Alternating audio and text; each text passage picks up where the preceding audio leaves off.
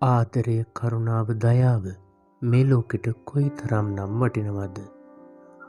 අද අපි ඔබට අරගෙන එන්නේ ඒ ගැන පුංචි සිතුවිල්ලක්. මේ සිතුවිල්ල ඔබටත් දැනුනොත් channel එක subscribe කරන්න වගේම තව කෙනෙක් එක්ක බෙදා ගන්නත් අමතක කරන්න එපා. එහෙනම් අපි එකතු වෙමු මේ සිතුවිල්ල එක්ක. ජීවිතේ අපි හැමෝටම එක එක විදිහේ සැලසුම් තියෙනවා. දවසක් ආරම්භ වෙද්දී ඒ දවසට වෙන්නුණු අපේ සැලසුම් තමයි අපේ ඉලක්ක වෙන්නේ. ඔබ රජයේ රැකියාවක් කරත්, පුද්ගලික අංශයේ රැකියාවක් කරත්, ස්වයං රැකියාවක් කරත් මම කලින් කියපු කරුණ වෙනස් වෙන්නේ නැහැ. දවස අවසාන වෙද්දී ඉලක්ක සම්පූර්ණ කරගන්න පුළුවන් වුණොත් අපිට හරිම සතුටුයි. ඒත් ඒ ඉලක්ක වලින් එකක් හරි මගහැරුණොත් ඔව් මම දන්නවා ඔබේ හිතට ලොකු කනස්සල්ලක් එකතු වෙනවා. සම්පූර්ණ කරපු වැඩ කීපය ගැන නෙවෙයි අපේ හිතේ වැඩි අවධානය තියෙන්නේ සම්පූර්ණ නොවුණු කාරණාවේ කනස්සල්ලට.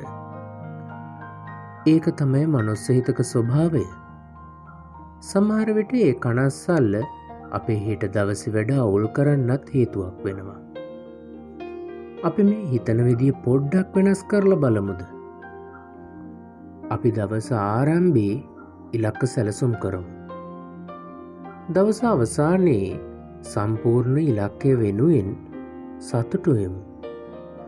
අසම්පූර්ණ ඉලක්ක ගැන දුක් වෙන එක පැත්තකින් තියලා අලුත් දෙයක් හිතමු. අද දවසේ මම කී දෙනෙකුට උදව් කළාද? කාරුණික වුණාද? උදව්වක් කියනකොට ලොකු උදව්වක් වෙන්න ඕනම නෑ. බිම වැටුණු පෑනක් ඇහිඳලා දුන්න වෙන්න පුළුවන්.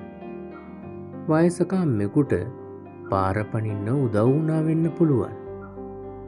දුකින් හිටපු කෙනෙක් එක්ක ඒ දුක බෙදාගත්ත වෙන්නත් පුළුවන්.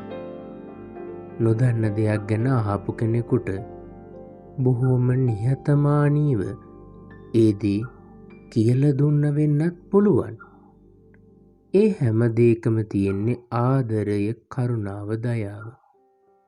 දවස අවසානයේ ඒ දේවල් ආයේ මතක් කරලා සතුටු වෙන්න. ඒ සතුට එක්ක අද මගහැරුණු ඉලක්ක දිනන්න සැලසුම් හදන්න. හෙට ඔබේ දවස අනිවාර්යෙන්ම දිනනවා. මොකද හෙට ඔබේ දවස. මේ සිතුවිල්ල ගැන ඔබටත් අදහසක් තියෙනව නම් කමෙන්ට් එකක් දාන්න. මම දන්නවා මම හිතන විදියට වඩා අලුත් අදහස්, වටිනා අදහස් ගොඩක් ඔයාගේ ළඟ තියෙනවා කියලා. මොකද ඔයත් අලුතෙන් හිතන මේ ලෝකේ ඉන්න ගොඩක්ම වටින කෙනෙක් නිසා.